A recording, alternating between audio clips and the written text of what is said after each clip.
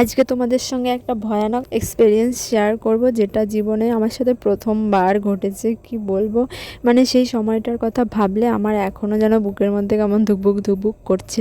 তো হয়েছে, আমি প্রতিদিনের মতো আজকেও সকালবেলা উঠে পড়েছি আমার স্টেশন থেকে ট্রেনে।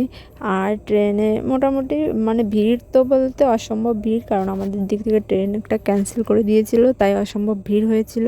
আর সেই কারণেই আজকে ভিড়টা একটু বেশি হয়েছিল। তা আমি তো ভাবছি যে আমি আমার স্টেশন এলে আমি এগিয়ে যাব। তো এগোতে এগোতে মানে এমন পরিস্থিতি বসে গেছে, আমি আর এগোতে পারিনি, আর ট্রেন থেকে আমি নামতেও পারিনি আমার স্টেশন। তো আমি তারপরে আরও 2 স্টেশনও নামতে পারিনি, আমি এসে দমদম এসে নেমেছি, এসে মানে বসে আছি। তারপর আমি রিটার্ন ট্রেন ধরে আমি আবার আমার কলেজের ইউনিভার্সিটির দিকে গেছি।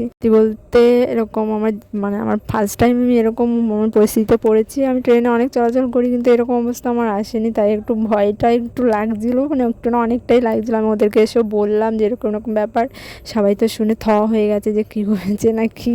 আর এখনও যারা বোঝোনি যে আমি কোন লোকালের কথা বলছি, তো কি আর বলে, অনেক কিছু আর বলার নেই। আমি অবশ্যই বনগাঁ লোকালের কথা বলছি। বনগাঁ লোকালে এরকম অসম্ভব ভিড় হয়ে থাকে।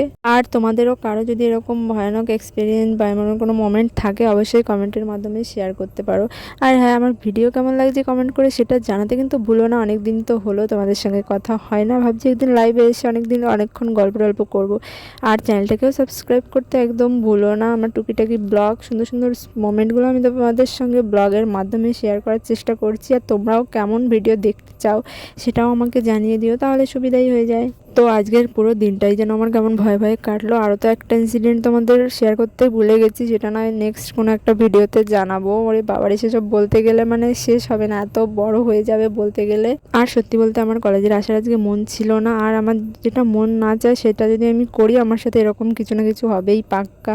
তাই সবাই হয়তো বলে যে মনের বিরুদ্ধে গিয়ে কোনো কাজ করা উচিত না। তো ভিডিও কেমন লাগলো কমেন্ট করে জানিও কমেন্টে।